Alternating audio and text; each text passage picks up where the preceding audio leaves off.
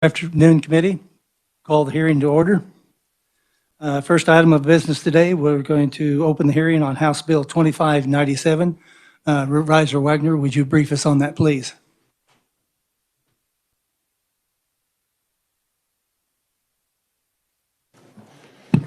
Thank you, Mr. Chairman. Committee, House Bill 2597 would create 4 new distinctive license plates for the Kansas Department of Wildlife and Parks. Section 1 provides the 4 new distinctive plates that are intended to depict and promote state parks, hunting, fishing, and non-game wildlife.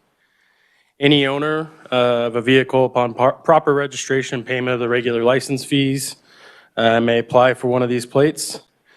The applicant shall also be required to pay the Associated Wildlife and Parks license plate royalty payment that would be set by the Secretary of Wildlife and Parks anywhere between $40 and $100. And that would be paid to the county treasurer upon registration and is an annual fee. Each of these license plates will be subject to the usual distinctive plate requirements under KSA 8-1, 141. That includes each plate having an initial issuance of 250 plates and the department being responsible for up to $5,000 of design costs for each plate. The disposition, this acts somewhat like our usual distinctive license plates, but except for the disposition of the royalty payments. And those depend on what type of license plate the applicant applies for. So for a state parks license plate, the entire royalty payment should be credited to the Parks Fee Fund created by KSA 32-991. And then for the other 3, for a hunting, fishing, or non-game wildlife license plate, the royalty payment will be deposited first in an amount equal to the cost of an annual Parks and Recreation motor vehicle permit established in KSA 8-134. And that amount will be credited to the Parks Fee Fund. And then any balance remaining after that credit will go to the Wildlife Fee Fund.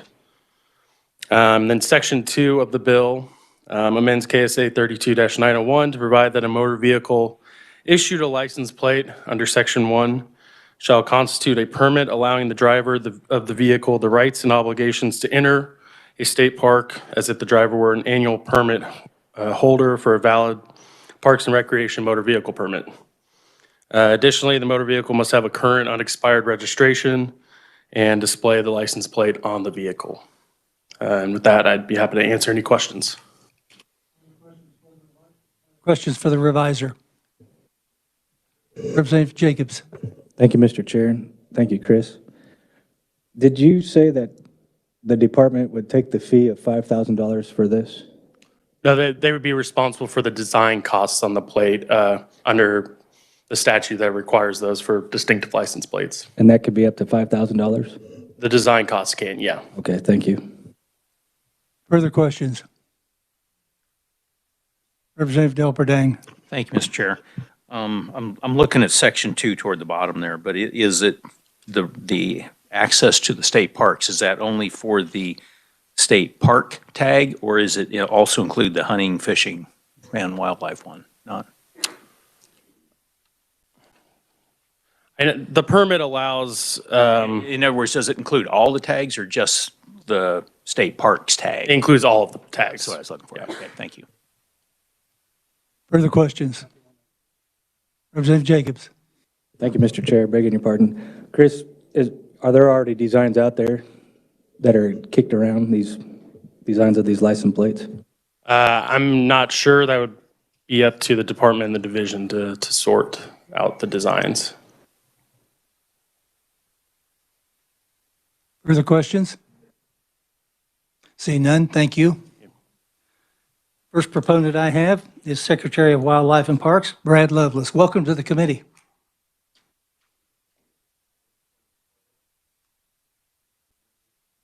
I don't think your mic is on. Sorry. There you go. Thank you. Is that good? Yep, thank you. Thank you, Chairman Prail and members of the committee. I'm Brad Lovelace, Secretary of Wildlife and Parks. We do support this bill 2479, and we'd like to thank Representative Blex and the Revisor's Office for their expertise in helping us do this. We had no experience with this, so they really let us do this, and we appreciated that. They assisted in the drafting process and took a lot of effort to make sure this is as similar as possible to other distinctive license plates bills that your committee has seen in the past. There are a few differences from those, as has already been discussed by Chris. First, 2479 would allow us to create these 4 distinct license plates. And to Representative Jacobs' question, we have thrown around some designs, a non-game species of fish, of wildlife, deer, and then an image of the parks. And we're glad to share those with you if you'd like to see them sometime. Kansas is the only state in the country that doesn't issue this kind of distinctive plate for its conservation agency. So we feel like we're just kind of catching up. But at the same time, we feel like there's an advantage to following others. We feel like we've learned some from what they did and didn't do, and we have some changes we've made. The most important change is that park pass that goes with the license plate. So everyone who gets one of these would automatically get a park pass for that vehicle. Now they pay the same amount as if they bought it independent of getting this plate. So they aren't getting it for free, but it's a way to promote the parks if they choose to purchase one of these plates. Each plate issued would allow the purchaser to utilize the state park system. An amount equal to the existing park passport would be transferred to the park fee fund from a donation price of each of those 4 plates. So everyone would have about $15.50 that would go to the Parks Division for that park pass. However, if the plate that you choose is for our parks, has the image of our parks on it, then the remaining amount would go to that park fee fund. If, on the other hand, it's one of the non-game wildlife, the fish or the game animal, white-tailed deer, then that would go to the wildlife fee fund. So we split those up.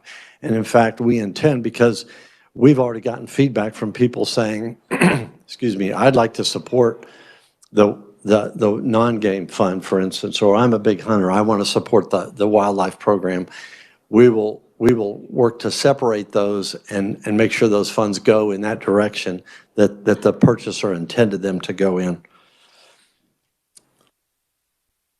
We will, in the future, be able to, because of those splits, be able to accurately tell you how much money we're getting and where it went, and we're glad to do that. We have attempted to calculate how much House Bill 2479 would generate, and it was kind of difficult. But we felt like our circumstance, both in terms of population and numbers of anglers and hunters, was most closely aligned with Utah. So we made an estimate based on the number of sales they've had in Utah, and that came out to be just over $140,000. That is a guess, and we understand we're going to need to advertise these, and hopefully they'll grow over time. But as people want to have a pretty license plate that reflects their interest in the Kansas outdoors, this is a way they can do that. So with that, Mr. Chair, I'd stand for questions. Are there questions for Secretary Lovelace? Representative Delperdang, go ahead. Representative Toplicker. Thank you. Yeah, just one question. It's kind of simple, but if somebody did get one of these license plates and went to a park, would they still have to go through the processing of getting the correct paperwork and putting it on their windshield and all that stuff? No, it's really simple. Right now, I've got a tag on my windshield, and I just drive through, and they see the tag, and they just wave, and it'd be the same way. They see the license plate, and they just wave them on, so they wouldn't even hardly have to hesitate.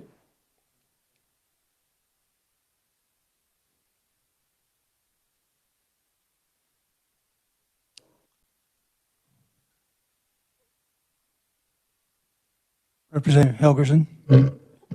Let me see if I understand this. We're going to have the fee for the license, and that is? That's a Whatever's flexible set. fee. It has to be determined. We'd have to run that through our commission to get approval, but it goes between $40 and $100 is the range we have to work with. Okay, and then there's going to be an additional fee to cover the entrance to the park? That would be part of that overall part fee. of it. It'd be part of that, yeah, right? So for instance, if it were $50, then you just subtract $15.50 from each one of those. That goes to the Parks Division for the park pass. The remainder goes to whatever division represents that license plate. And they're going to set the fees. In statute, is it a range, or they're given a full authority? Yes, I am sure. The Secretary of Wildlife and Parks sets the fee. All right, thank you. Thank you. Representative Del Berdang. Thank you, Mr. Chairman. In your statement, you commented it will benefit approximately $140,000, and that's additional revenues, right? Right now, and I don't know if I want to call it, but I'm going to say there's wildlife tags out there, like a Duck Unlimited. I've seen the Right. duck ones. Would there be a negative effect of maybe we lose sales here and put it and we gain it over here where it's not really? And are there other tags that you could see that it may have a negative effect on? Yeah, there could be. We've discussed this with Ducks Unlimited, and we all work together on conservation issues. So our attitude and theirs is kind of a rising tide lifts all ships. So they want us to be healthy, and we want them to be healthy. So we don't see it as competitive, but it certainly could pose a decision for a person that maybe has been buying Ducks Unlimited plates in the past, say, boy, I kind of like the one with the white-tailed deer on it, and so that may, or they could put one on one of their vehicles and a different one on the other. But there is a little competitive effect there. You're correct. In the case of that, I'm just going to pick on the Ducks Unlimited, does the money get sent somewhere other than the state? I mean, does it go back to a Ducks Unlimited fund either in Kansas or outside? I don't know the answer to that. I would bet you that the money from Kansas stays in Kansas because they have a very aggressive program in Kansas that we work with them closely on. But I will be glad to get you the answer to that. Thank you. Any further questions? Seeing none. Secretary, thank you very much. Thank you very much. Next, I'd recognize Representative Doug Blex. Welcome to the committee. Thank you, Chairman Prail and members of the committee. My name is Doug Blex. I represent House District 12. And I thank you for allowing me the privilege of discussing 2597. And this will be another license plate, distinctive license plate that we have. And this is in behalf of Wildlife and Parks. And so it'll allow, like you've heard, 4 distinctive license plate. And, you know, Kansas drivers seem to place a high value on license plate for their vehicles for kind of displaying their past military service. I have a Vietnam veterans tag on my vehicle. Honors or just sincere passion for their university, profession, or hobby. So I think it's a good opportunity. I believe sales will probably be a little better than what the secretary said, particularly if they can advertise it well. And this would include any vehicle that is less than 20,000 pounds. It would not include a travel trailer, something you're going to have to pull, but a motor vehicle that would be driving under that 20,000 pound limit would be able to qualify for one of these distinctive plates. And again, state parks, hunting, fishing, and non-game wildlife. And again, the secretary, which is also under a commission, would have the authority to set those fees between $40 and $100. So that is a commission action. Historically, whenever we've given them a range on license fees, it's never usually the maximum. That's something they work up to over time with an idea that benefiting the user. So I think probably the most unique thing about this particular license plate design is the fact that it'll allow you entry into any state park in Kansas. And that is really unique. A lot of states don't have that.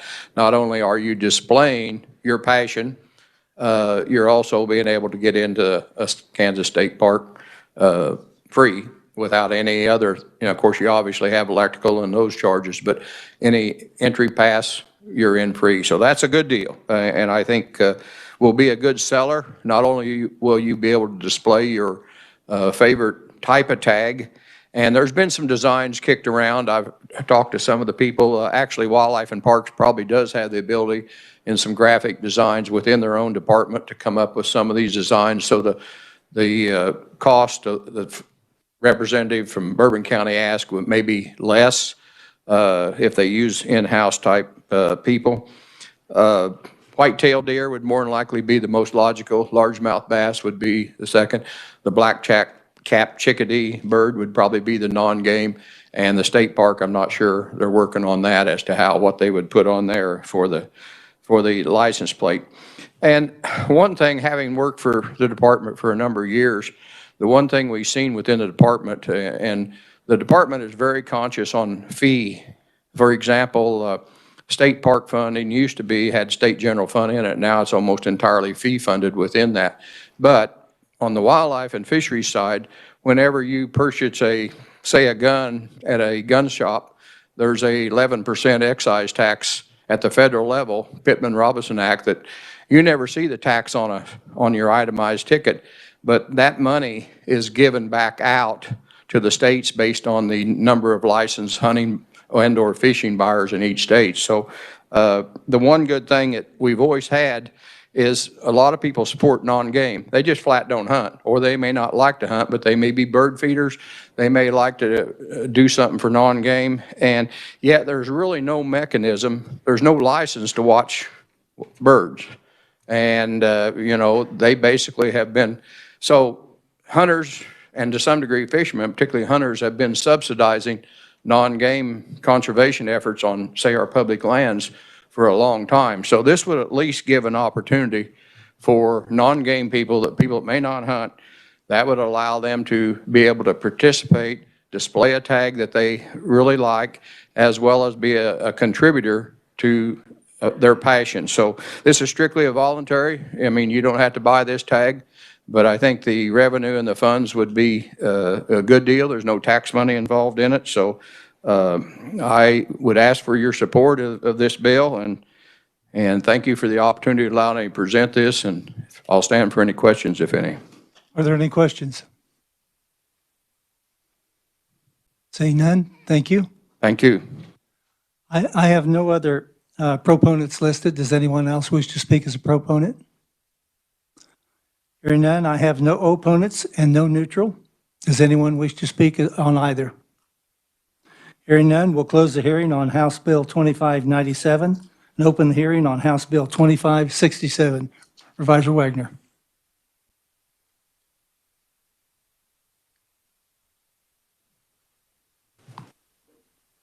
Thank you, Mr. Chairman.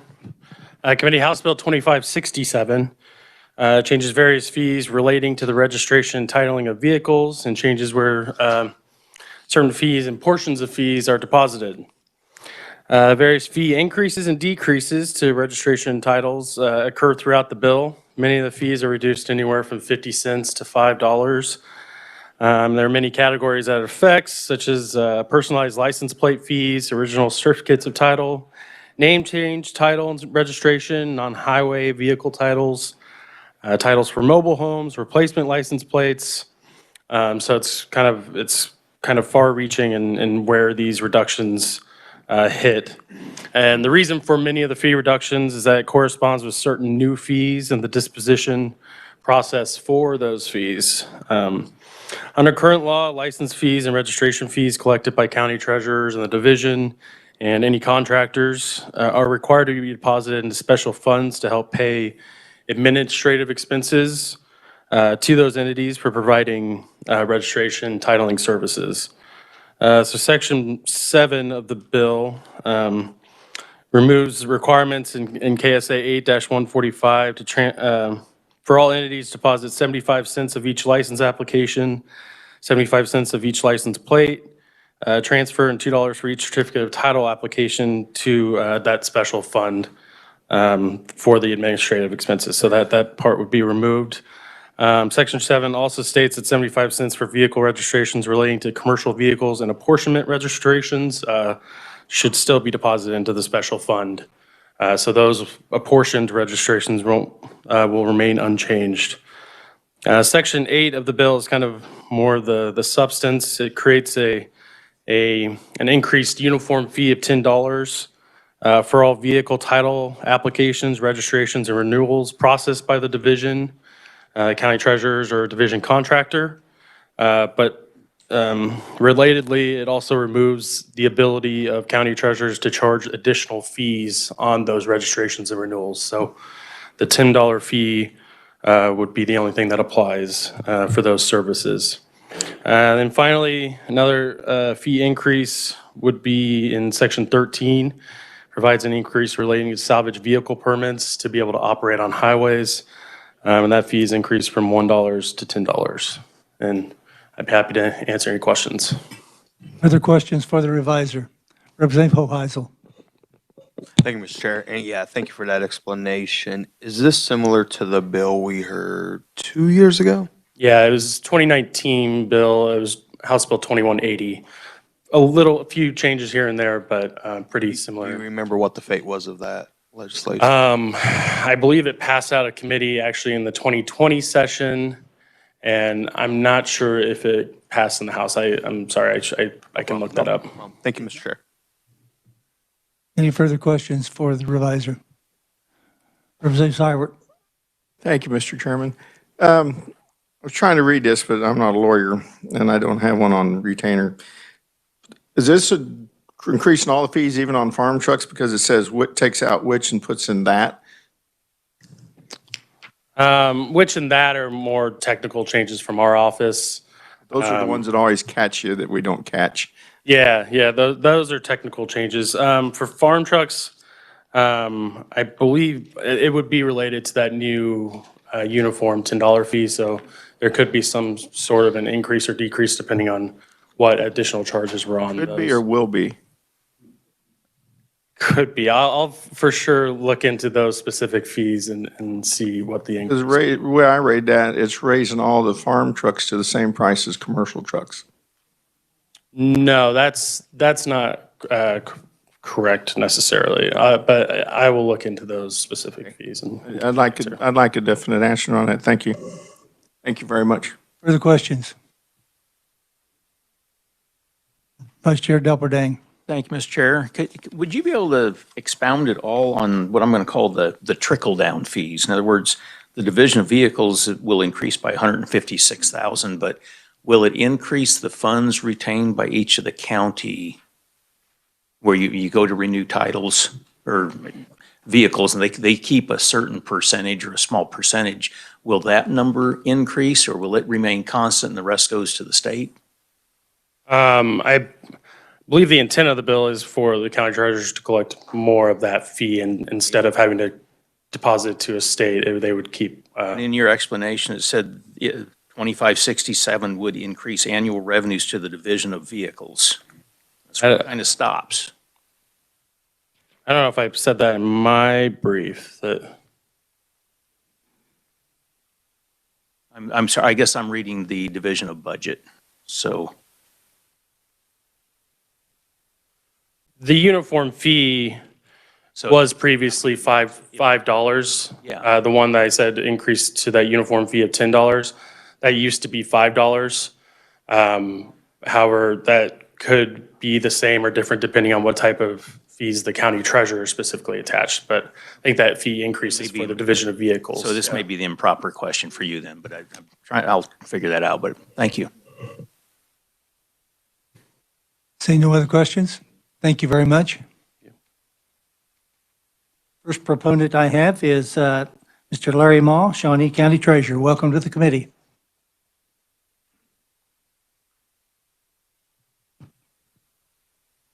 Thank you, Mr. Chairman. Thank you, members of the committee, for this opportunity to stand in support of House Bill 2567.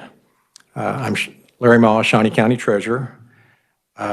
You may know that the last change in our fee structure occurred 9 years ago in 2013 when we added the facility fee. So I thought I might give you an overview of what has happened in the last 8 years, 2014 versus 2021, from a Shawnee County perspective. In 2014, we collected $1.573 million in fees in Shawnee County. That had grown to $1.586 million in 2021. Now, I'll do the math for you. That's $13,500. $13,500 between 2014 and 2021. On the other side, our expenses in 2014 was $1.2 million. In 2021, our expenses were $1.45 million. That's an increase of $250,000. Now, I think those numbers are worth repeating. The difference between 2014 and 2021 for revenues was $13,500, and the difference between 2014 and 2021 for expenses was $250,000, and I'll add a little caveat to that. That includes a 10% decrease in staff and a 3% increase in transactions. So we did more work with fewer people with that money. And about 91% of our expenses go to wages and benefits. In 2014, Shawnee County starting wage was $9.40. In 2021, that had grown to $11.76. Now, I know that you're all living and you know what's going on with the economy and how hard it is to find people and how hard it is to retain people. We in Shawnee County are in crisis. We have dozens of jobs open because of our low wages. So we are proposing to increase our starting wage to $13.67 in 2022. And that is going to have a one-year impact going forward, of course, of $220,000 on motor vehicle. So if I were to compare 2022 to 2014, I would have an increase of revenue of $13,500 and an increase in expenses of $470,000. $470,000. Now, for Shawnee County, an increase to $13.67 is a significant increase for us. But I can't compete with McDonald's, who's paying $15 an hour currently, or Target and Home Depot, who pay $20 to $25 an hour. If I were to try to compete with them, I would need to raise my annual expense budget by another $150,000. So then my comparison would be $13,500 versus $630,000 in increased expenses. So you can see we've kind of reached the breaking point here, and it's probably time to step back and take a look at how we do our fees. So with that, I would stand for questions that you might have. Other questions for Mr. Mont? Representative Weigel. Thank you, Mr. Chairman. Good to see you again, Larry. Thank you for your presentation. I think we've talked about this several times over the years.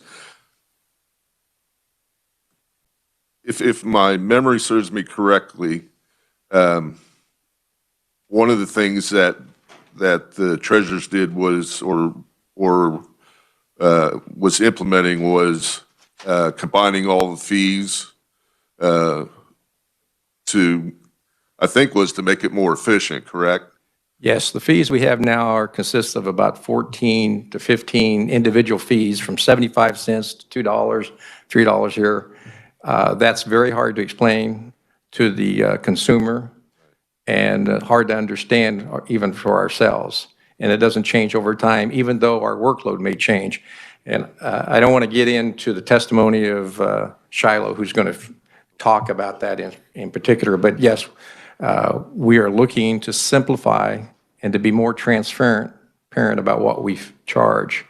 But at the same time, there is a definite need to make sure that there's an increase in revenues to support the organization. And another, one of the other items we discussed was new machines for the offices, computers and such. Has that taken place? Yes. Just a little history on that. When we converted to the new system in 2012, the state supplied the computers and printers to do that. They did a refresh in about 2014 or 2015, and then at that time, that responsibility transferred to the county. So going forward, we will do our own refresh, which means replacing our computers, monitors, and printers. And those numbers are not included in the numbers I just gave you because I did not do a refresh last year. That's what I wanted to know. So that's not included in that? No, it is not. That's something that I'll have to deal with going forward. All right, thank you, Leonard. Thank you. Thank you. Mr. Chairman. Further questions? Representative Ballard. Thank you, Mr. Chairman. You mentioned, I think you said raising it to $13.67. Did I write that correct? Yes, $13.67. I'm going to look at that. But then at the same time, you said that Home Depot and Target were spending like 25. Yes, How competitive will you think $13.67 be? it's not. I don't even compete with McDonald's. They are offering $15 an hour. I've had openings the entire year. I am not fully staffed. So when the busy season hits, we're going to have delays in wait lines. 50% of my employees have been with me for less than 6 months. And I have at least 3 more retirements coming within the next 3 months because people are leaving. And I have no candidates, even though I've had job openings published for the last 12 months. Bad situation. The reason I asked that question is because I have seen in the window when I've gone through McDonald's hiring, $15. I've seen the 25, I stopped when I saw 25, But when I'm looking at that, so would this 1367, the main purpose be maybe to keep the ones you have and that way and an incentive for them to stay longer? Absolutely. We need to, have some incentive for them to stay because costs are going up. We talk about inflation every day if you listen to the news, plus to attract new people coming in. Now, I'll be the first to admit that we have really good benefits, and that is a selling point. However, if you're only making $11.76 an hour, by the time we take 6% for capers and everything else, that's less than $7 or $8 an hour. You're not really worried about your retirement at that point. You're worried about whether you're going to feed yourself tomorrow and have a place to sleep tonight. I talk about that a lot, but that's not a real selling point. Fine. Thank you for your answers. Thank you, Mr. Chairman. Representative Delperdang. Thank you, Mr. Chairman. If this bill passes and the increases go through, can you give some dollar figures of what that means to you? In Shawnee County, it means roughly an additional revenues of $260,000 on an annual basis. So it just about makes me even where I was in 2013. And then we'll just have to deal with going forward. I appreciate the answer. Thank you. Further questions? Seeing none, Mr. Mall, thank you very much. Thank you. Next up, I have Montgomery County Treasurer Nancy Klubine. Welcome to the committee.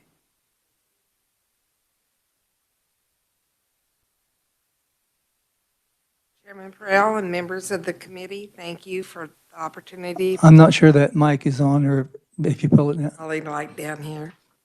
Okay, Chairman Perrell and members of the committee, thank you for the opportunity to provide my testimony.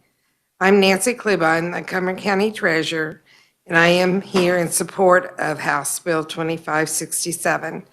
I began my employment with the Treasurer's Office in 1980 and became Treasurer in December of 2004. When I started my job, we were still typing title applications on a manual typewriter, and then the state started the VIPS program. In 2012, the state began the Movers program, and in 2014, the Covers. During my time in the office, I have witnessed a lot of changes, and most all of these changes have brought additional expenses to the county level.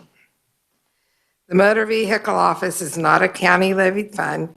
Therefore, I must pay all expenses for the motor vehicle office from the fees we receive from processing title transactions. For each transaction we process, we are allowed to retain a portion of the registration fee and a county service fee. For example, when we process a registration renewal, the registration fee is $42.25. The county retains $5.75, and the rest of $36.50 is passed on to KDOR. The fees that counties currently retain are not enough to cover the cost of running the office. Starting in January of 2021, I did go before the Montgomery County Board of Commissioners, and they agreed to supplement the motor vehicle office using property taxes or general fund monies in order to retain the number of staff that I already employed, as we did not have enough fees to cover the salaries and benefits. Montgomery County has 2 motor vehicle offices. The primary office is in Independence, and the satellite office is in Coffeyville. The primary office serves mainly Independence, Cherryville, and the rural area of the north end of the county, and the satellite office serves mainly Coffeyville, Caney, and the south end of our county. A facility fee is charged in the satellite office. Title and registrations are $3 per title. Renewals are $1 each. These fees help to offset the utilities for the satellite office. Each of my offices has 3 motor vehicle employees. I need 4 employees in each office to provide adequate service. Currently, we often have lines down the hall or out the door. In May and June of 2021, all 3 motor vehicle employees in the Independence office resigned and went elsewhere. They left due to higher wages with local employers. This resulted in all of the tag office patrons having to use the satellite office in Coffeyville. This has caused a huge hardship on the 3 employees in Coffeyville, as well as our customers. Out of the motor vehicle operating fund, I pay the employees' salaries, withholdings, and benefits, including health insurance. Additionally, I must purchase all of the office supplies necessary to operate the office, including paper and toner. In the past, KDOR allotted all counties funds for paper and toner, but that allotment is no longer given to the county. I pay for the postage of the motor vehicle office, and I also must purchase any and all equipment in the office. This includes computers, printers, scanners, copy machines, and other office equipment.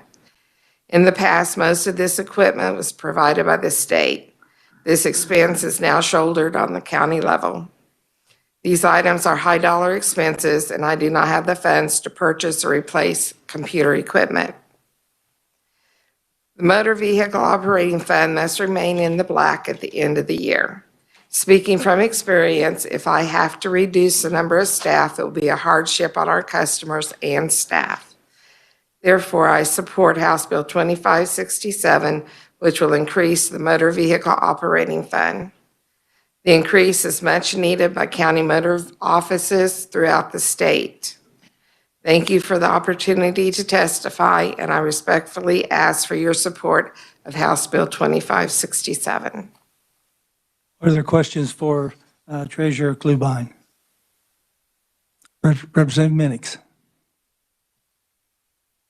Nancy? Yes?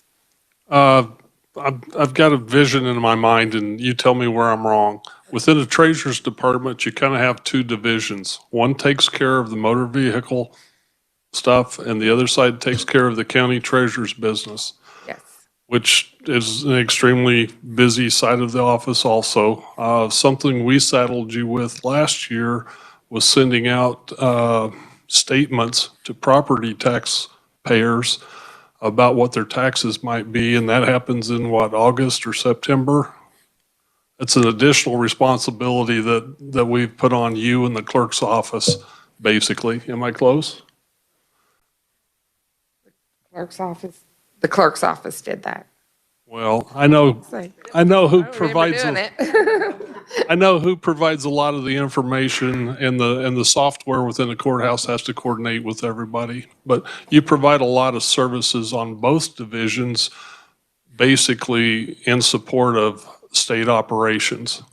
Yes. And what you're asking for from the treasurer's group is an increase in user fees to continue to provide those services so property taxes don't go up. Is that correct? Correct. Thank you. Further questions? Representative Jacobs. Thank you, Mr. Chair.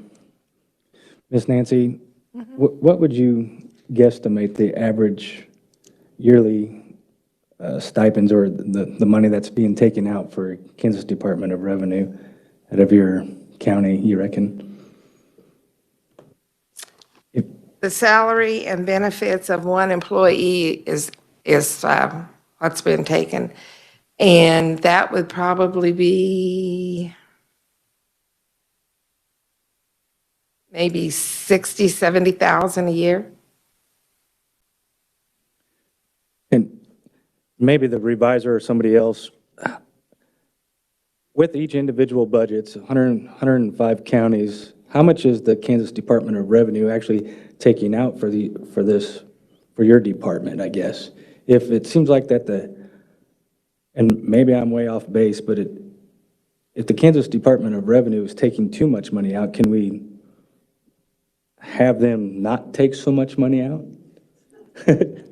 And you had mentioned that you've been given an allotment of paper and ink or whatever it may be, and we no longer are given that. right, so I don't understand. I mean, we have this circle of it's all taxpayer money, but everybody's having to claw and fight. We're talking about or boasting about almost a $3 billion surplus, and here you guys are, and we have hard economic times to raise fees, and we're sitting on a supposed pile of taxpayer money, so it's just kind of odd to me what's going on, where you guys are struggling, and we have taxpayer revenue just sitting there. So that's my comment, I guess. There might be a question in there.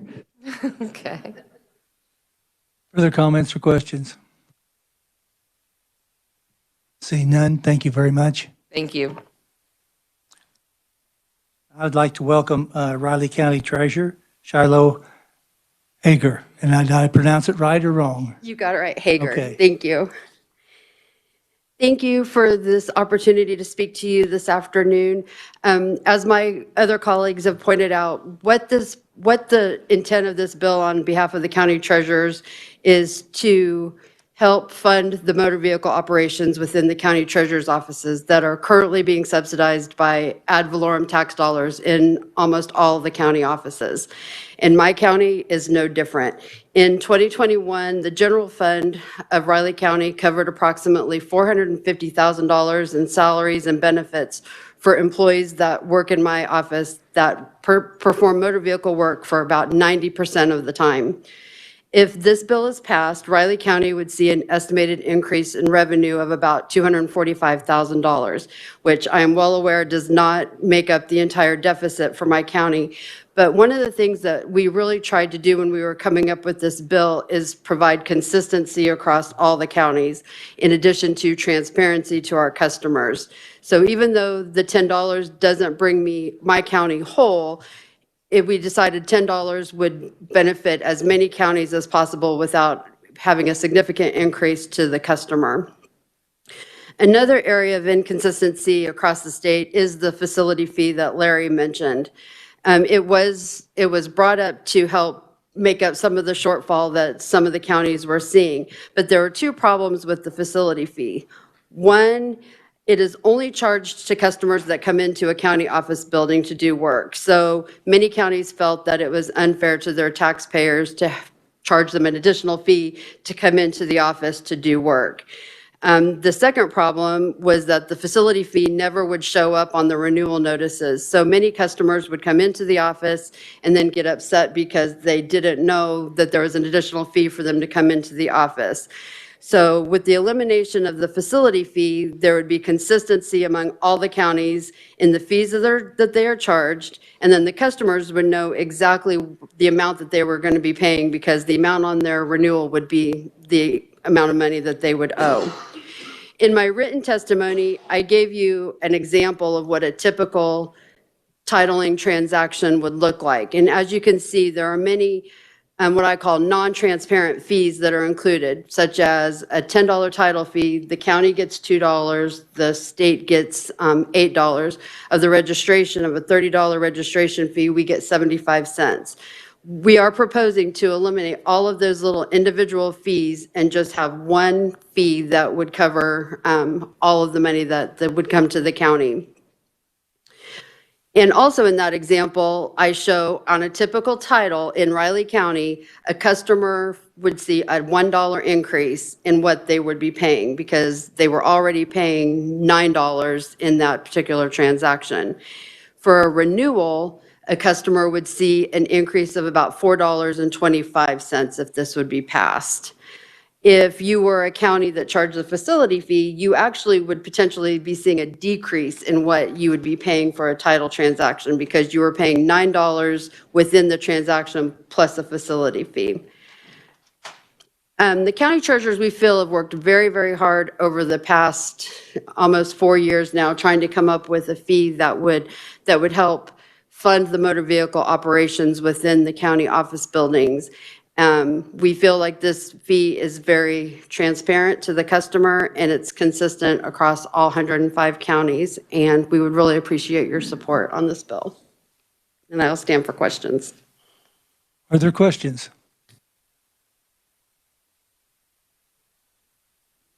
Representative Neely. I think all three of the that have been up there and everything are saying, you know, this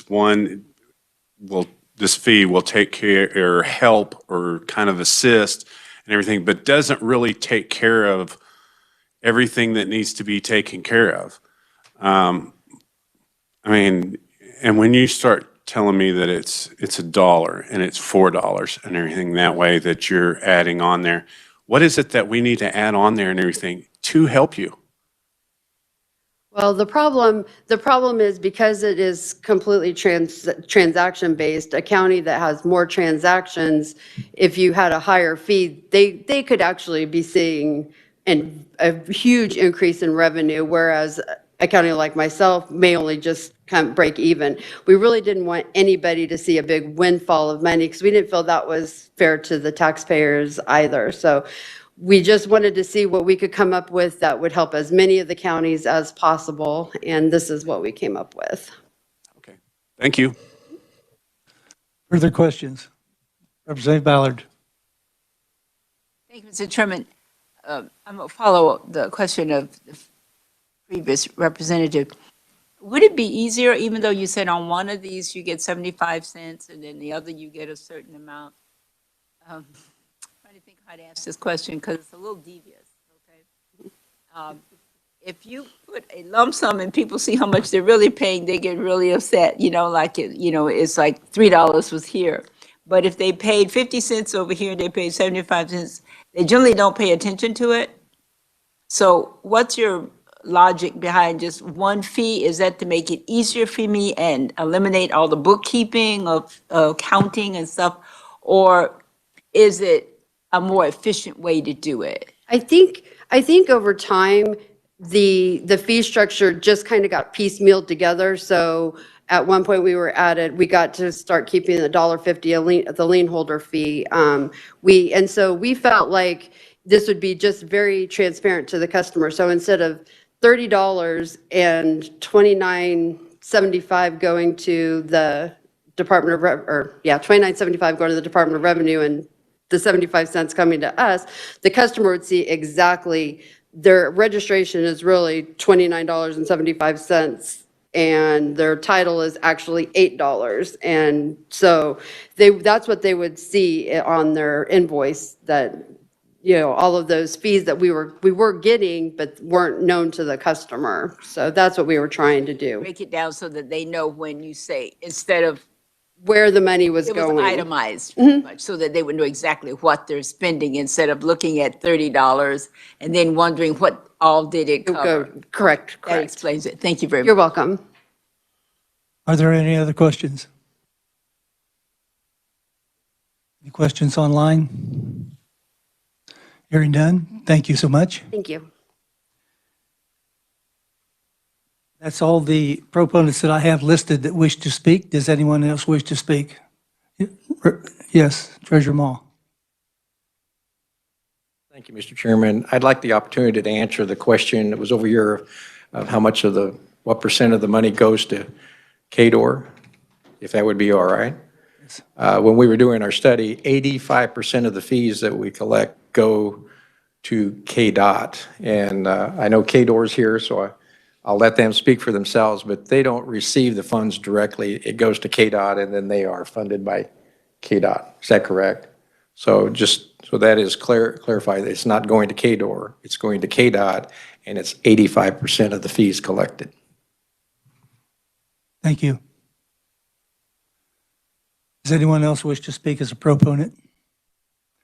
Committee, I would bring your attention, we've got testimony from Christine Swain, Thomas Friesen, Brady Bailey, Joe Grisolano, Adam Raines, Christine Smith, and Jay Hall. Written testimony for your information and for you to use. I have no opponents or neutral listed. Does anyone wish to speak as an opponent or a neutral? Hearing none, we'll close the hearing on House Bill 2567. Committee, I would like to take this opportunity to work some bills and start with House Bill 2458. And Supervisor Wagner, don't rush. I kind of slipped that one up on you a little quickly, didn't I?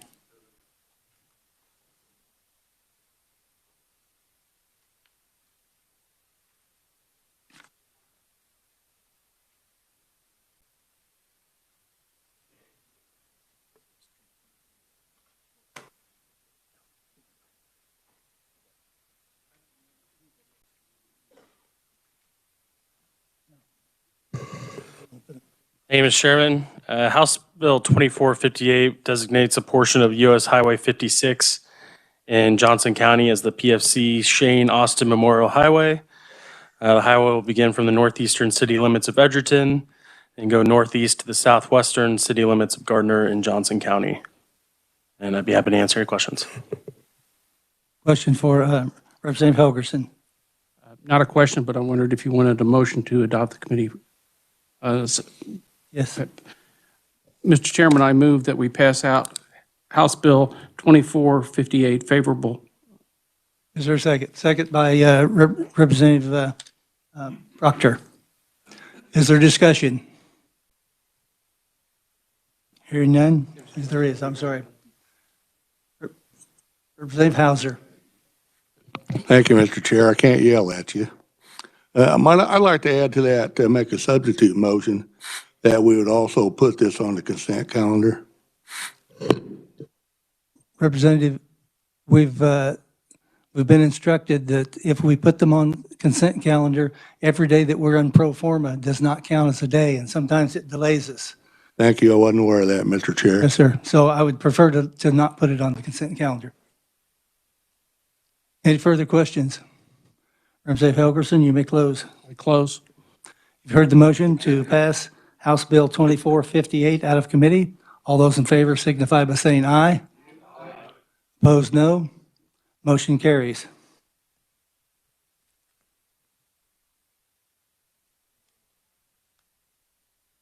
Next bill we'd be looking at, I'm sorry.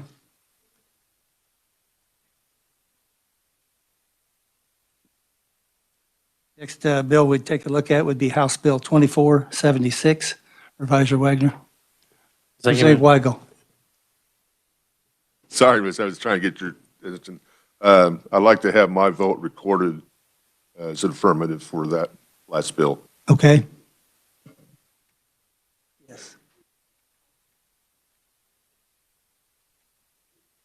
Sorry.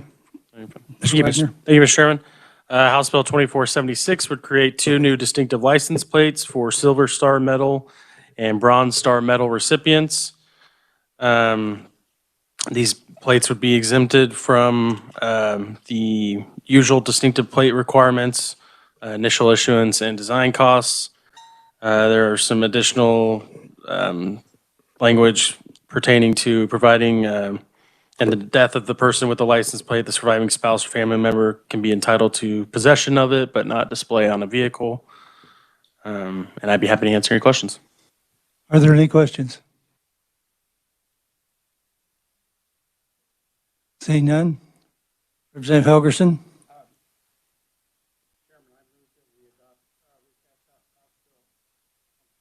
House Bill 2476, favorable. Is there a second? Second by Representative Ballard. Is there any discussion? Hearing none, you may close. Close. You've heard the motion by Representative Helgerson to pass out House Bill 2476 favorably. All those in favor signify by saying aye. Aye. Opposed, no. Motion carries.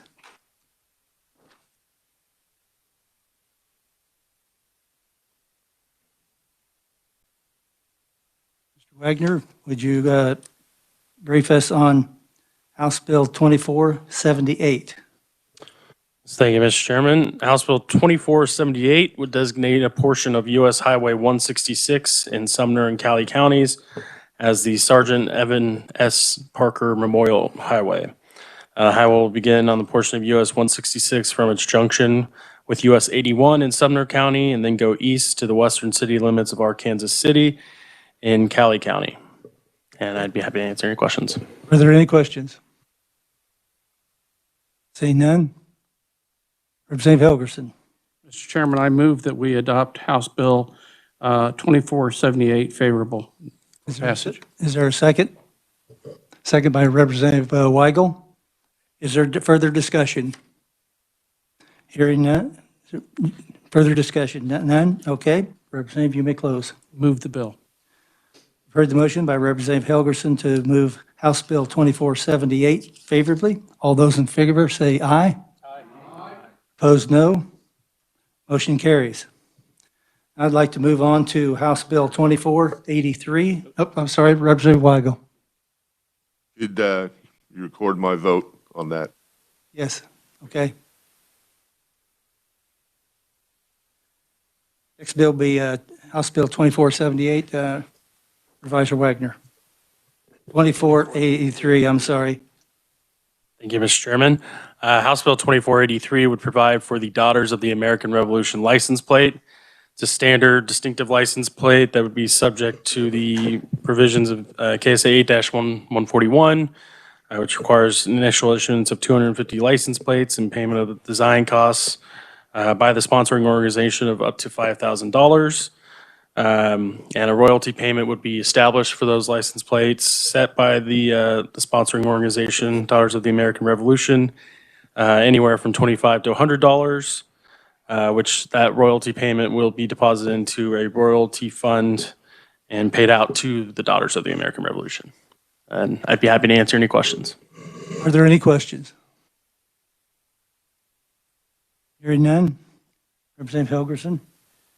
I move the passage of House Bill 2483 favorable. Is there a second? Second by Representative Ballard. Is there further discussion? Hearing none. You've heard the motion by Representative Helgerson to pass House Bill 2483 favorably. All those in favor signify by saying aye. Aye. Opposed, no. Motion carries. Representative Helgerson. Mr. Chairman, I move that we pass out Medicaid expansion. Hey, I got 4 in a row, so.